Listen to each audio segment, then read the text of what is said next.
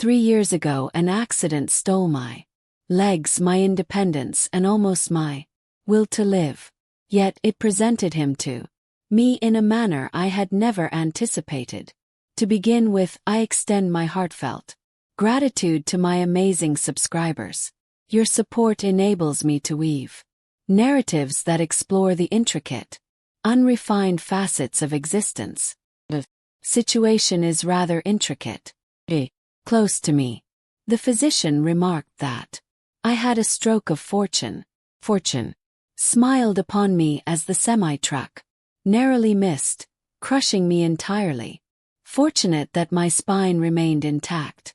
Fortunate it was that my son Jaden was not in the car with me that night. Fortunate, they remarked. Humorous term for a woman who struggles to take more than 10 steps without her legs. Protesting loudly. Our quaint Ohio home once seemed overwhelmingly spacious. During the hours Jaden was away at school. At this moment it seems rather confined. He seems to be omnipresent, preparing meals, rearranging my pillows, and lifting me into the shower when my strength wanes. My son, my companion, because that's the reality no one prepares you for when you become a parent at 16. Eventually they reach adulthood. Truly elevated, Jaden had always possessed height. Yet at 19 he has taken on a robust stature. His hands bear the marks of labor roughened by the demands of construction work. His voice resonates with a profound depth, mirrored in the intensity of his gaze. His eyes a mirror of his father's held a depth that spoke volumes. The one who abandoned me the moment the pregnancy test revealed its truth. Mother, I leap. Jaden lingers in the doorway, cradling a bowl of steaming soup. You skip lunch. Hunger eluded me. You are never truly present. He places the bowl on my nightstand, a frown etched across his face. Your legs protested today. Remained silent. He is aware.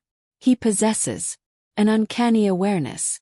He takes a seat on the edge of my bed, uninvited, and begins to roll up my sweatpants. Breath catches in my throat. The scars mar the surface, a tapestry of twisted skin and jagged lines etched by the hand of surgery. Jay's fingers linger in the may I incline my head in acknowledgement. The initial contact is precise, working the taut muscles, encircling my knee. Yet his thumb discovers a knot close to my inner thigh, and I press my lips together. Subtle gesture of restraint. Seem tense, he whispers softly.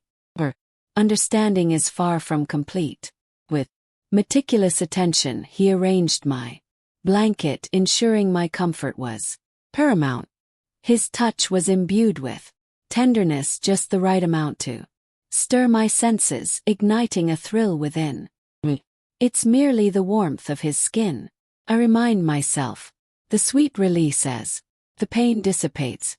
Yet as his fingertips graze the hem of my shorts, my breath catches in my throat. Jaden halts as well for a single heartbeat. Neither of us stirs. He clears his throat, a subtle gesture, and gently tugs at my pant leg, pulling it down. It improved. No, indeed. Thank you, darling.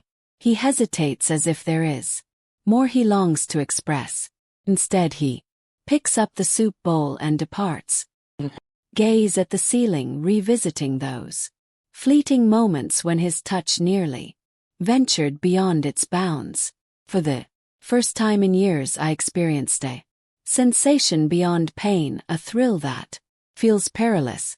The second time his fingers brushed against my skin, I realized it transcended the mere sensation of my legs.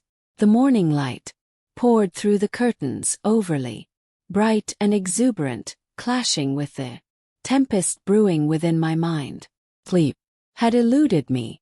With each flutter of my eyelids, the sensation of Jaden's hands lingered on my skin. A warm callus remains lingering in the air. Reassured myself that it was insignificant, a son assisting his mother, a guardian soothing suffering. Yet the sensation of my skin igniting beneath his touch transcended mere pain. The soft creak of Jaden's door echoing down the hall jolted me back to the present moment.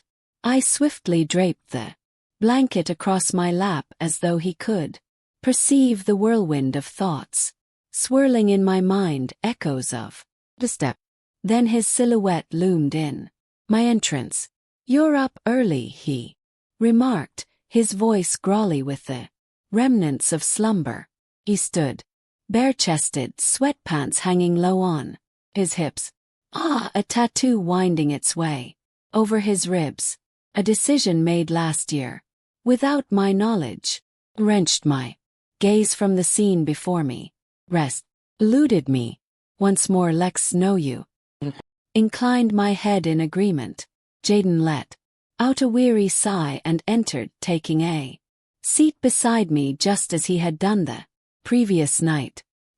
He lifted the blanket without a word, his hands resting on my bare calf. I recoiled. "Apologies," he murmured.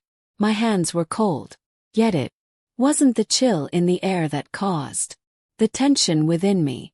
His fingers pressed into my skin with a slow, deliberate touch, as if he were committing the contours of my being to memory. "You're tight everywhere," he murmured. I took a deep breath.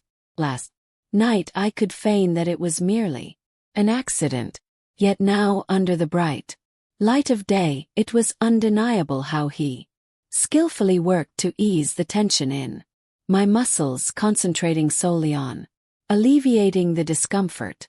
How his hand glided along the curve of my thigh. "Jaden, take a moment to unwind." His voice resonated with an unexpected depth. "It is essential to find a moment. Come, allow your body to find its ease." I wasn't resisting the massage. Found myself in a struggle against this. How my body responded to him the moment my breath caught as his fingertips brushed against the hem of my shorts. Shiver ran through me as I felt his gaze upon me, my stomach tightening in response. Not in the way a son gazes at his mother, but rather how a man regards woman. The sound of my knock at the front door fractured the stillness of the moment. Jaden recoiled. "Are you anticipating a visitor?" "No," he rose, his muscles taut and defined as he extended his limbs. "I shall take care of it." I released a shaky breath, my skin still alive with the sensation of his touch.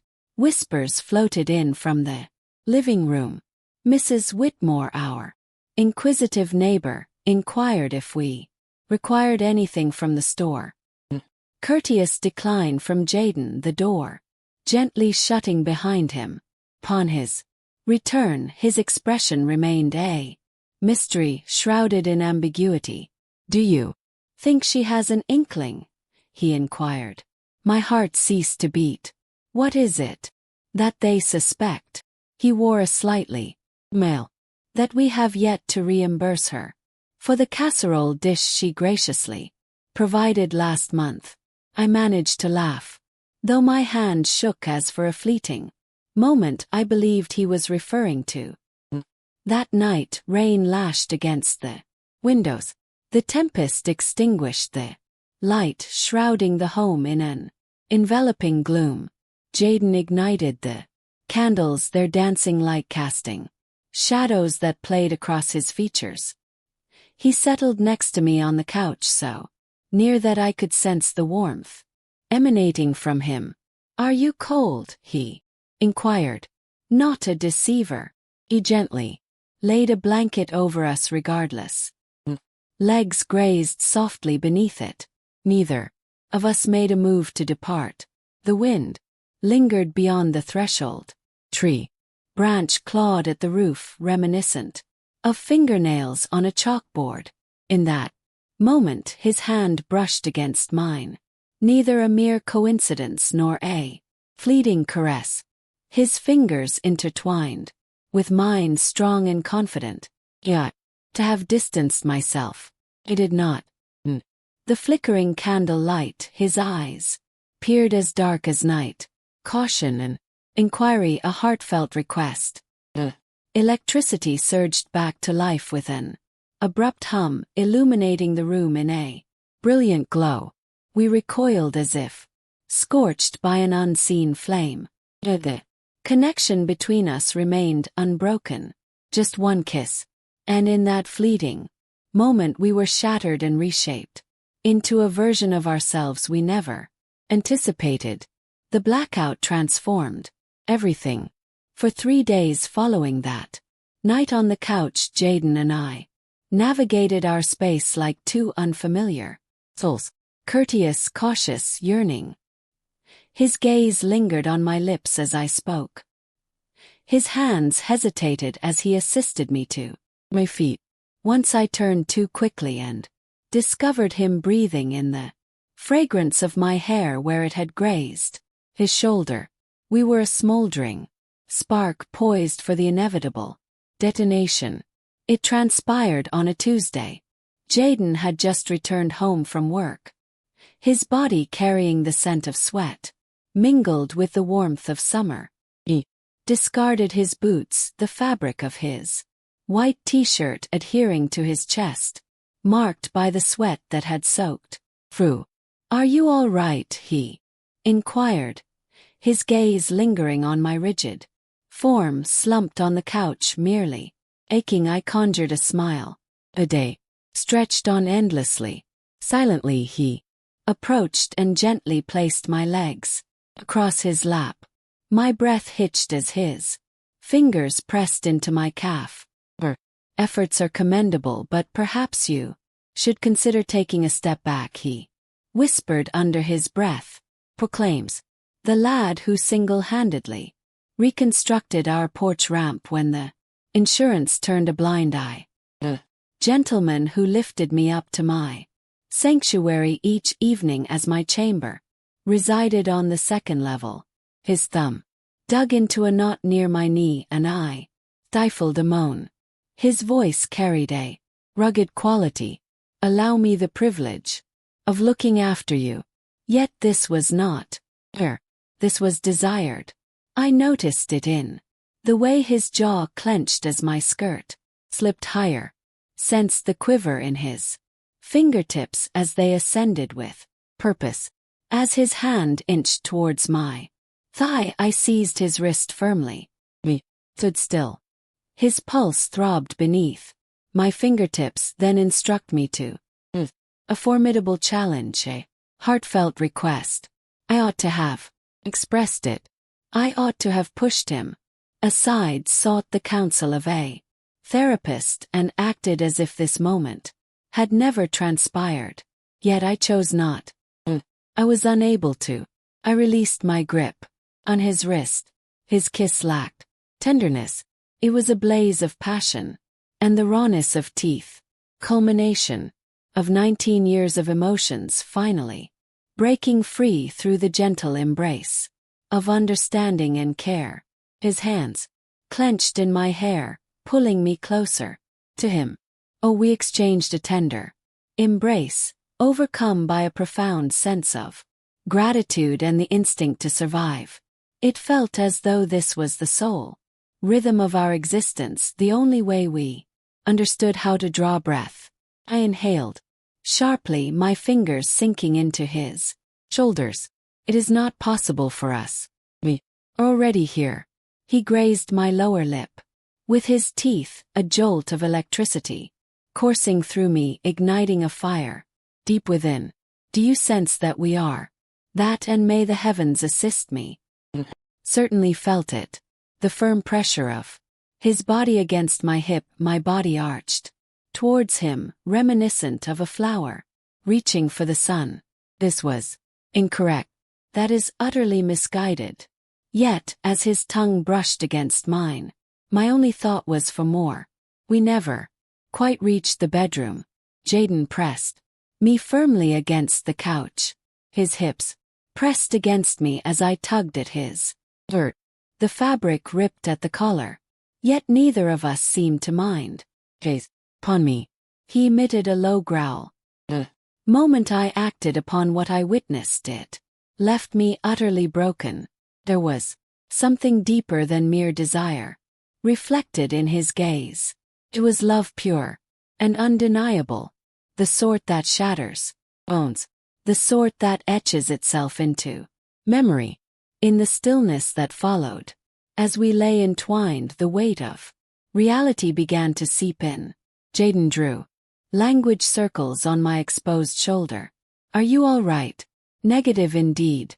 He was aware of my deception just as I was aware of his lack of remorse. He finally spoke again. His voice was so soft that I nearly overlooked it. I've desired you since I was 15. Chill ran through me, for it signified that this was no mere accident. It was bound to happen. Certain silences resonate more profoundly than spoken language. The morning arrived, piercingly bright and unyieldingly sharp. I rose before Jaden did. The burden of our actions bore down on me, tangible and heavy. The sheets retained his scent, a blend of sweat, sawdust, and an essence that was undeniably masculine. My son, my source of strength, the individual who remained steadfast by my side when all others turned away. What have we done, God? He discovered me in the kitchen, lost in thought as I gazed vacantly at the coffee maker. Greetings, he murmured, his voice thick with the remnants of sleep. My gaze refused to meet his. Found it unbearable to witness the softness reflected in his gaze, of the softness that was never meant to exist. Mom placed a hand on my shoulder. Cozy. Well known, incorrect. I recoiled. The pain that momentarily crossed his features pierced more profoundly than the sharpest blade. We drifted through the day, circling one another like celestial bodies in a vast expanse. His attempts to capture my attention. His fingers grazed mine each time he handed me something. I am withdrawing, erecting barriers with each silent expression of gratitude. Kindly hand me the salt if you would be so generous. By dinner the atmosphere was laden with an almost palpable tension, heavy enough to suffocate. You're punishing me, he finally said. He slid his plate aside. What am I safeguarding us from? From this point onwards, my voice faltered. The glances we would receive if they were aware, from the shame that will consume us if we allow this to persist. His jaw clenched. Hold no shame. It'll be. That night I could hear him pacing restlessly within his room. The floorboards groaned beneath his steps. Every footfall reverberates through the fragile barriers, and then silence fell. The door clicked open with a soft, definitive sound. The bed was bathed in the soft glow of moonlight as he lingered in the doorway. His bare chest heaved rapidly, rising and falling with each breath. I cannot faint, he spoke in a rough voice. Not alongside you. My determination shattered, for I too was unable to withstand it. Silence enveloped us as he traversed the room. There was no necessity for that. Caress, each fleeting gaze, each ragged breath conveyed what words could never express. This marked our downfall, and we plunged in without hesitation. A year has passed, yet the neighbors continued to remark on the closeness we share. What a devoted son, Mrs. Akoi remarks, as she peruses the aisles of the grocery store, consistently showing remarkable devotion to his mother. Offer a courteous smile, hefting the bracelet he bestowed upon me. I made a subtle adjustment, a symbol of our enduring connection, as family rests upon my left hand, the individual whose choices remain unexamined for the narrative suggests that single mothers seldom find new partners. Is that so? As we stroll towards the car, Jay's fingers intertwine with mine. No one gives it a second glance. No one possesses the answer. And that is precisely how we prefer